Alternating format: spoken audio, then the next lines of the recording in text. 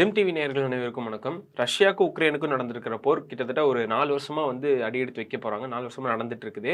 So இந்த போரை நிப்பாட்டுறதுக்காக எப்படி இஸ்ரேல் ஹமாஸுக்கு அதாவது ஒரு 20 சட்டத்தை கொண்டு இதுலேருந்து நாங்கள் இந்த ஒப்பந்தத்தை வச்சு இந்த போரை நிப்பாட்டிடலாம் அப்படின்னு பேச்சுவார்த்தை எடுத்தாங்களோ, அதே மாதிரியே இப்போ உக்ரைனுடைய அதிபர் ஜெலன்ஸ்கி அவரு போய் ஐரோப்பிய நாடுகள்கிட்டயும் அமெரிக்கா கிட்டயும் பேசி முடிவெடுத்து அவங்க எல்லாரும் சேர்ந்து ஒரு 12 பாயிண்ட்ஸை முன்னாடி வச்சு இந்த போரை நிறுத்திக்கலாம் அப்படிங்கிற மாதிரி சொல்லியிருக்காங்க.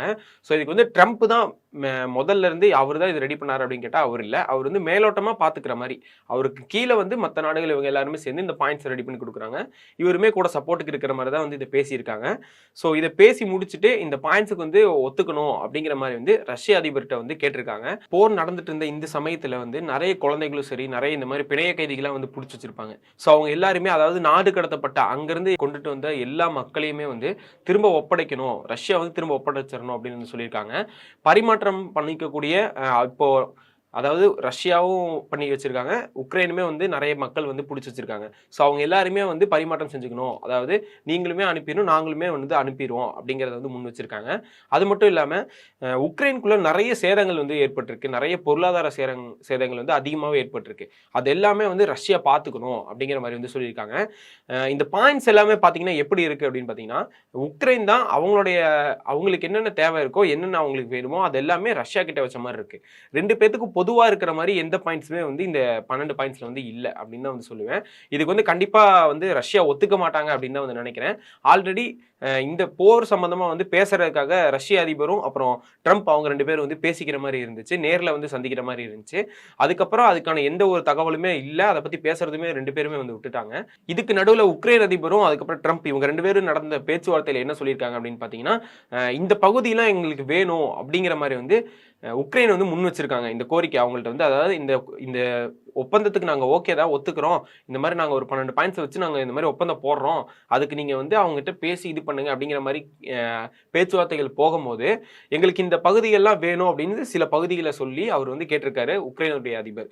அதுக்கு ட்ரம்ப் என்ன சொல்லியிருக்காரு அப்படின்னு பார்த்தீங்கன்னா, ரஷ்யா கிட்ட இருந்து இந்த மாதிரி இந்த பகுதியெல்லாம் வேணும் அப்படின்னு சொல்லி உரிமையோட கேட்கறத ஃபர்ஸ்ட் நிப்பாட்டுங்க அப்படிங்கிற மாதிரி ஒரு நல்லா என்ன சொல்றது, இந்த நம்ம அரசியல் நாடுகளும் அந்த மாதிரிலாம் நம்ம பார்ப்போம்ல, அந்த மாதிரி ஒரு பேச்சுவார்த்தைகள் மாறி மாறி போற மாதிரியான ஒரு சூழல் தான் அங்கே அமைஞ்சிருக்குது. அதுக்கப்புறமா சரி ஓகே, நீங்க என்ன முடிவு எடுத்தாலும் ஓகே அப்படிங்கிற மாதிரி அவர் விட்டுட்டாரு ட்ரம்ப்பை. அதனால ட்ரம்ப் என்ன சொல்லிட்டாரு அப்படின்னு பார்த்தீங்கன்னா, நீங்க ஒரு பாயிண்ட்ஸை எடுத்து முன் வைங்க, அது அவங்க கட்டுப்படுறாங்களா அவங்களுடைய கருத்துக்களை கேட்டுட்டு அதுக்கு தகுந்த மாதிரி நடவடிக்கைகள் நம்ம எடுத்துக்கலாம் அப்படிங்கிற மாதிரி சொல்லியிருக்காரு. இந்த பிரச்சனைகள், இந்த பேச்சுவார்த்தைகள்லாம் இதெல்லாம் போயிட்டு இருக்க சமயத்தில் ரஷ்யாவுடைய அதிபர் எந்த ஒரு பேசுமே இல்லாம, எந்த ஒரு இதை பத்தின எந்த ஒரு டாக் எதுவுமே இல்லாம அவர் தனியா ஒரு பக்கம் அமைதியா இருந்துட்டு இருக்காரு. ஒரு ரொம்ப லாஸ் ஆயிருக்கு அப்படின்னு பாத்தீங்கன்னா, உக்ரைனுக்குமே லாஸ் ஆயிருக்கு, ரஷ்யாவுக்குமே நிறைய லாஸ் இருக்கு.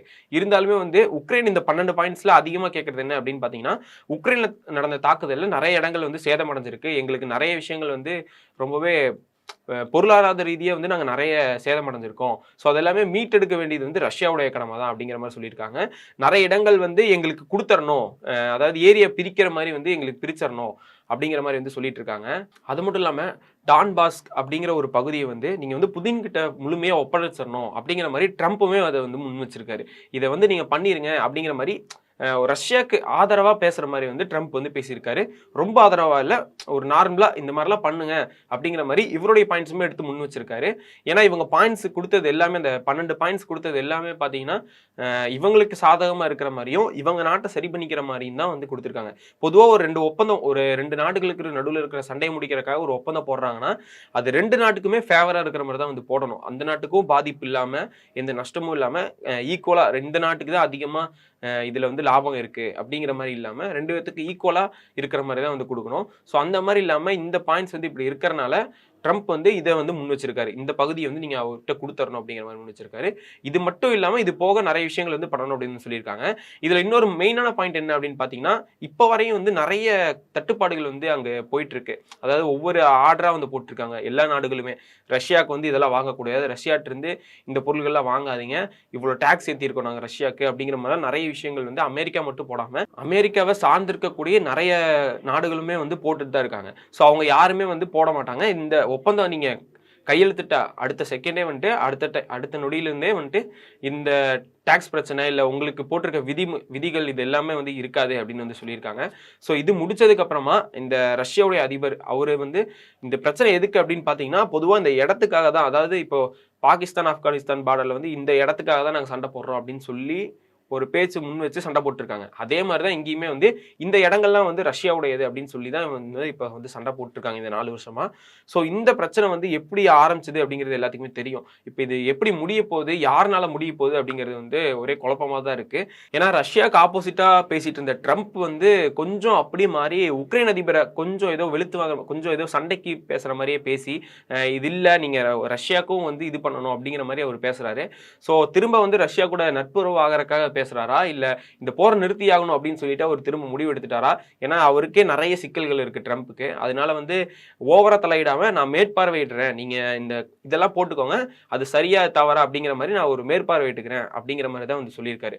ஸோ இதை பத்தி நீங்க என்ன நினைக்கிறீங்க அப்படிங்கிறது எல்லாமே கீழே வந்து கமெண்ட்ஸ்ல சொல்லுங்க.